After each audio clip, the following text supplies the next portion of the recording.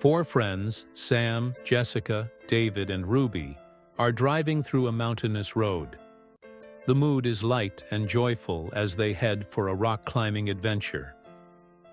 Almost there, guys. Just a few more miles. You know, Sam, I heard there's a shortcut through the forest.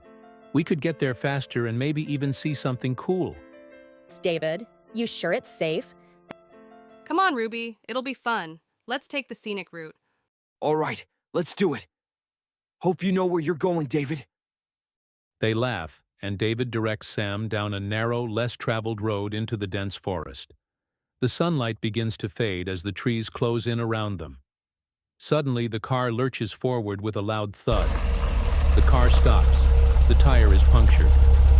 David and Jessica wander off into the forest while Sam starts working on the tire.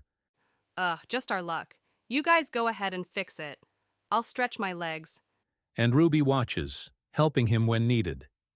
David and Jessica walk deeper into the woods and come across a beautiful, clear river. The water sparkles, inviting them in. This place is amazing. Let's take a dip. Why not? We've got time. They undress and jump into the river, laughing and splashing each other. Suddenly, the wind picks up. The trees rustle violently, and the atmosphere turns eerie. Did the temperature just drop? This is weird. David feels something cold grab his leg under the water. His smile vanishes. Jess, something's down here. Something's pulling me under. He thrashes, trying to break free, but the force pulls him deeper into the water. Jessica, terrified, grabs his arm, struggling to pull him out. They manage to scramble to the shore, gasping for breath. What the hell was that? There's no one here. We need to go. Now. As they walk back to the car, David's demeanor shifts. He seems distant, as though someone else is in control of his body. Sam finally finishes changing the tire. Ruby, leaning against the car, looks into the woods. They've been gone for a while. Should we check on them? Before Sam can respond, David and Jessica emerge from the forest. Jessica seems shaken, but David is calm, almost too calm. Everything all right? Yeah, just got spooked, I guess. Let's just get going, okay? This place is creeping me out. This car's never given me trouble before. You can't run from me, Jessica. Not anymore. What are you talking about, David? David, stop! What's gotten into you? What did you do? David? We need to get out of here. David?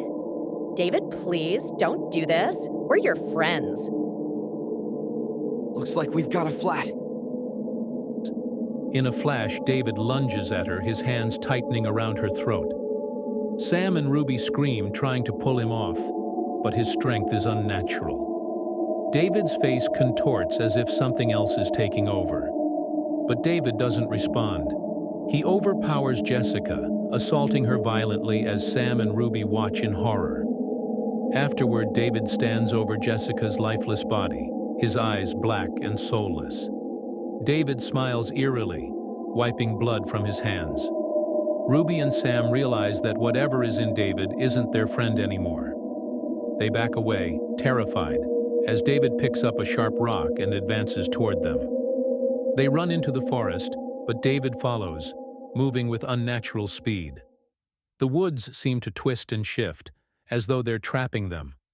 The spirit controlling David taunts them, his voice echoing through the trees. Sam and Ruby split up, trying to lose him, but it's futile. One by one, David catches them. He brutally murders Sam in the underbrush, then corners Ruby by the river. For a moment, David hesitates, his eyes flickering as if the real David is fighting to regain control. But the spirit's grip is too strong. He raises the rock, bringing it down as Ruby screams. David stands over Ruby's lifeless body, panting. The wind dies down, and the forest is eerily quiet. David looks at his reflection in the river, and a twisted grin spreads across his face. The reflection isn't his anymore. It's the face of the rapist who possessed him.